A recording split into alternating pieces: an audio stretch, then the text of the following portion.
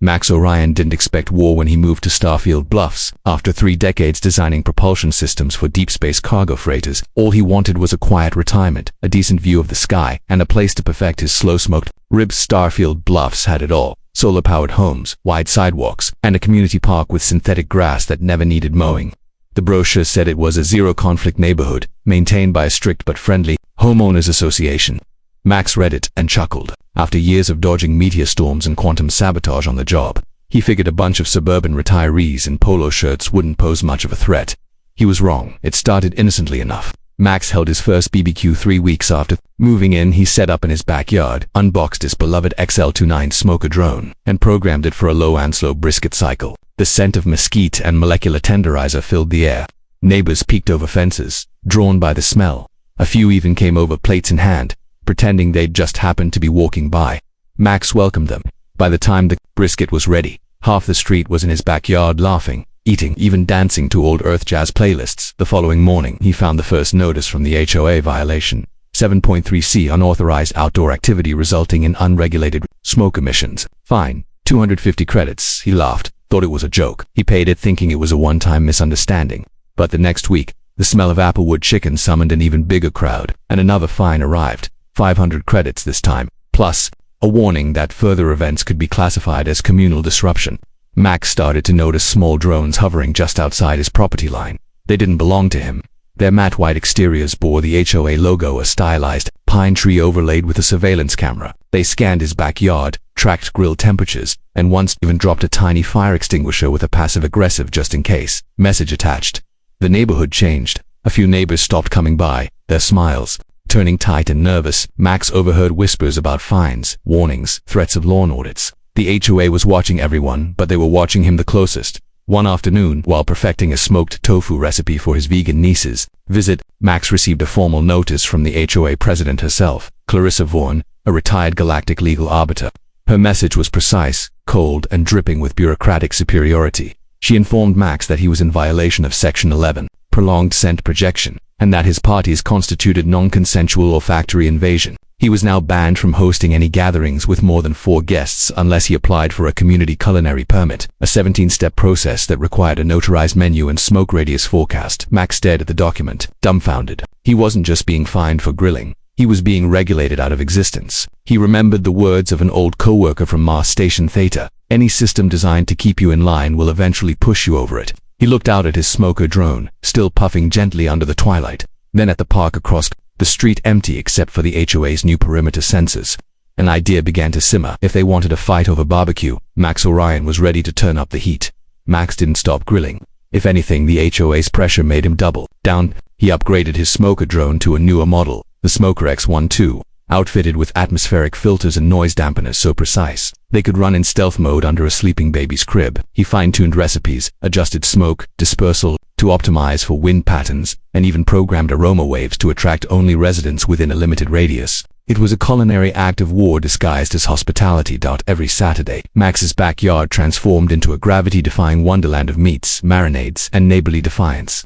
The aroma of smoked ribeye mingled with the low thrum of ambient Cynthia's. There were no invites anymore. People just came. It had become a movement, a rebellion wrapped in foil and dipped in barbecue sauce. The HOA's next move was swift and calculated. First, they installed new olfactory sensors along the rooftops. Max watched them from his deck, little white pods blinking in synchronization, sniffing the air like metal truffle pigs. Then came the fines. Daily, sometimes multiple times a day. Fine number 422, violation of Community Air Quality Clause. 9.7. Undeclared use of liquid smoke compound. 200 credits. Fine number 438. Excessive gravitational grill vibration noise pollution code for .2. 350 credits. Fine number 443. Unauthorized guest clustering. 150 credits. Max framed the most ridiculous ones and hung them in his hallway, his favorite. Fine number 459. Subliminal aromatic coercion. But the real turning point came during the Eclipse Festival. It was the biggest annual event in Starfield Bluffs, a synchronized viewing of the triple moon eclipse, complete with guided meditations, HOA-approved chamomile refreshments, and ambient star-harp music. Max decided to host a quiet BBQ, promising no noise, no music, just smoked delicacies served under starlight. Clarissa Vaughan was furious but powerless. Technically, he wasn't breaking any rules. The drones were muted. No guests crossed into the street. Max even used scented countermeasures to neutralize grill emissions at the property line. But the smell, it still crept over, weaving through the carefully curated scent of lavender. The HOA had sprayed from aerosol towers during the climax of the eclipse, a stunning corona of red and silver hatless, one of Max's custom brisket sliders found its way into the hands of a meditation guide. She took a bite, her eyes widened. She stood up mid-chant and shouted, "Why doesn't the whole damn neighborhood smell like this?" It was over. The crowd surged toward Max's yard. People abandoned their lawn chairs, star charts, and herbal teas. They came for the food, for the rebellion. By the end of the night, Max's backyard was filled with over 200 people, all standing in reverent silence, watching the moons align and chewing brisket like it was sacred. The next day, Clarissa retaliated. Max received a CSAT, encoded in a shimmering data crystal, delivered by a robotic parrot, perched on his smoker, scanned him, and projected a legal hologram of Clarissa herself. She declared his unauthorized eclipse feast a Class 5 community disturbance and filed for an emergency ordinance. No outdoor cooking within one light week of an astronomical event. Max stood there, holding a tray of leftover ribs, watching the hologram flicker with condescension. The absurdity had reached terminal velocity. That night he sat in his garage workshop staring at the HOA map of Starfield Bluffs. His fingers hovered over an old tablet once used for terraforming drone logistics. His eyes settled on the blinking dot labeled Community Recreation Zone, Restricted Use. Max smiled. If the HOA wanted a battle over BBQ, he'd give them a war over land. Max had always believed in solving problems with creativity, not confrontation. But as he sat in his garage workshop, surrounded by half-disassembled drones, laser, levels, and a jar of homemade barbecue rub, he realized that diplomacy had reached its limits. The HOA had declared war over brisket, and now it was time to flip the script, and the neighborhood, the Community Recreation Zone, better known as the Park, was a sprawling tennis field in the center of Starfield Bluffs. It was rarely used. Once envisioned as a futuristic green space with zero-gravity playgrounds and meditation domes, budget cuts and HOA micromanagement had turned it into a sterile patch of artificial grass, unshaded benches, and a security system that barked at children if they ran too fast. Max saw potential where others saw lost cause. He started researching its ownership records. It turned out that the HOA didn't technically own the park. They leased it from a dormant real estate shell company that had gone bankrupt during the Mars recession. The rights had passed hands a few times, forgotten in a tangle of digital paperwork and abandoned escrow accounts. All it took was a bit of sleuthing, some smart contracts, and a small fortune from Max's asteroid mining patents, and the park was his. He didn't announce it right away. Instead, he waited. He watched Clarissa Vaughn and her board continue their reign of petty fines and neighborhood surveillance. He let them issue 2 more citations, one for unauthorized spice distribution, and another for visually aggressive flame flickering. Max paid them with glee. Then came the announcement. Every resident of Starfield Bluffs received a sleek black envelope in their mailbox. Inside was a single card with gold lettering, effective immediately. The Community Recreation Zone is under new private ownership. Public access is revoked. Trespassers will be flavor profiled and removed. Signed, Max Orion, custodian of the grill grounds. The neighborhood erupted. Clarissa called an emergency HOA meeting. Max watched it from his living room, sipping iced tea as the live-streamed chaos unfolded. Board members panicked, residents shouted, and Clarissa tried to argue that the HOA had eminent recreational domain, a concept Max knew was legally meaningless. The next morning he installed a 20-foot privacy wall around the park. Drones hovered overhead, projecting soft jazz and mouth-watering aromas into the air. A new sign was posted at the entrance. Welcome to the entry by culinary license only. The application process was simple but rigorous. Each applicant had to pass a barbecue theory test, submit a signature dish for taste review, and swear a solemn oath to never report it. Clarissa tried to fight back. She filed a noise complaint with the Interplanetary Neighborhood Bureau, but it was dismissed. Max's park was classified as a private culinary sanctuary under obscure space residency laws. She tried to organize protests, but the smell of smoked duck wafting from the park kept the crowds distracted and hungry. Even her own vice president was caught trying to sneak in dressed as a delivery bot. By the end of the month, the HOA was in disarray.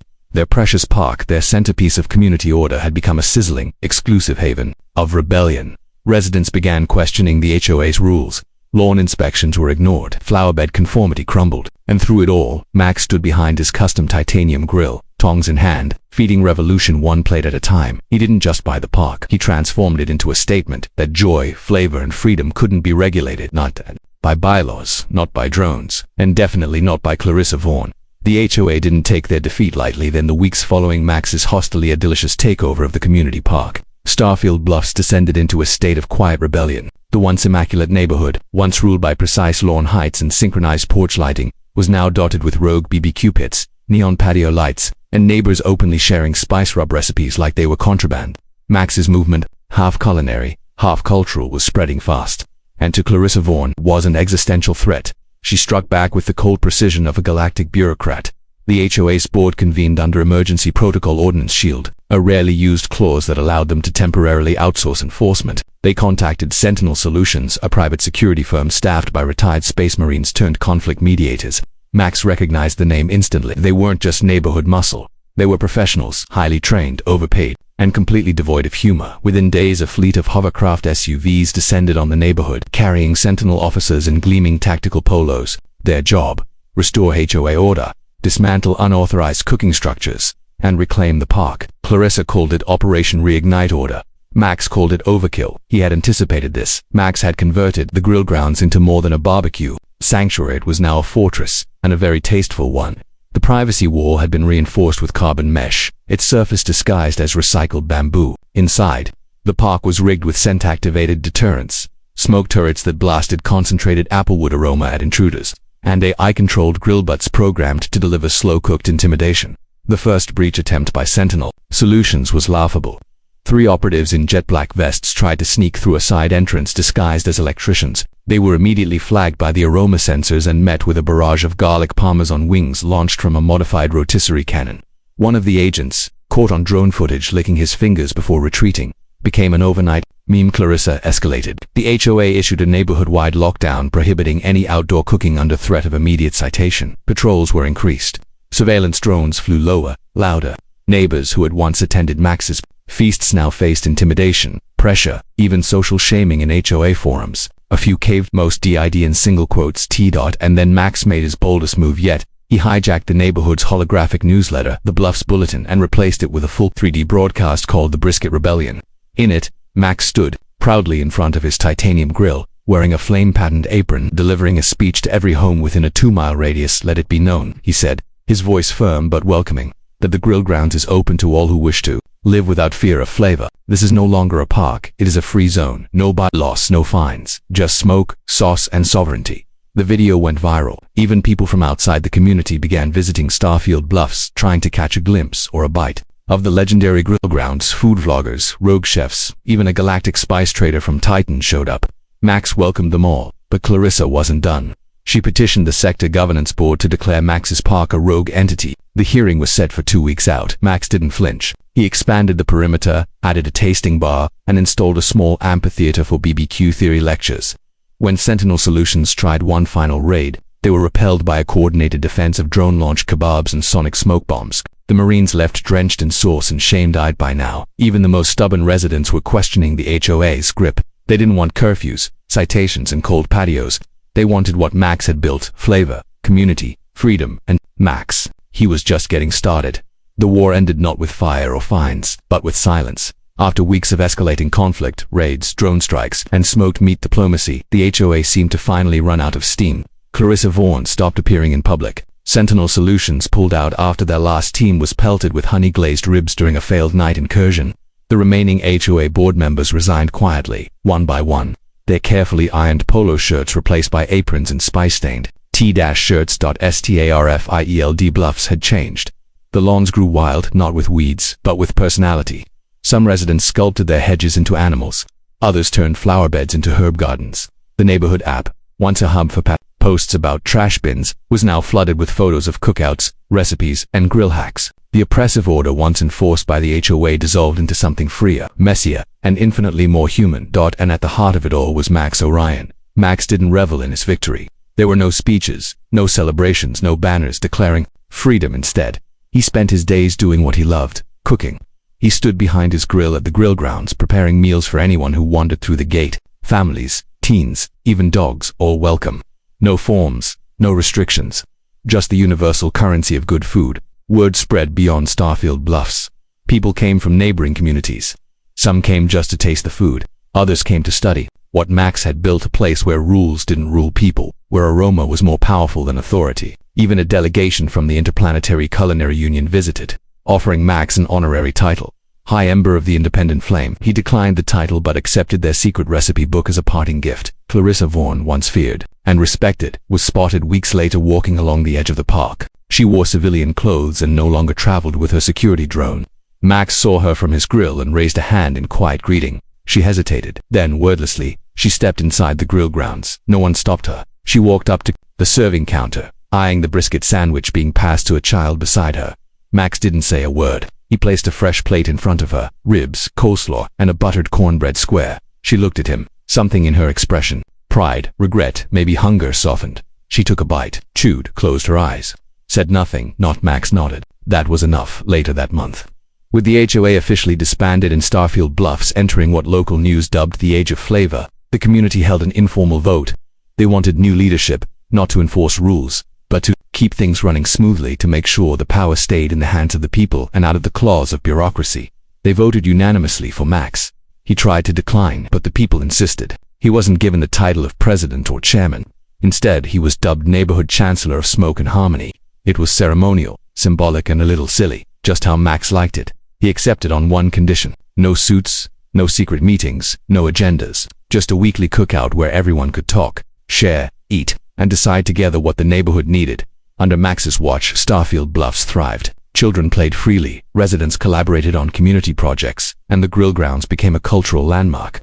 Even the sector governance board quietly withdrew their investigation after a group of inspectors left with full bellies and take-home brisket kits. What began as petty fines over a grill turned into a revolution of values. Max had shown them all that community wasn't about silence, sameness, or strict schedules. It was about laughter, scent, and flavor shared under an open sky.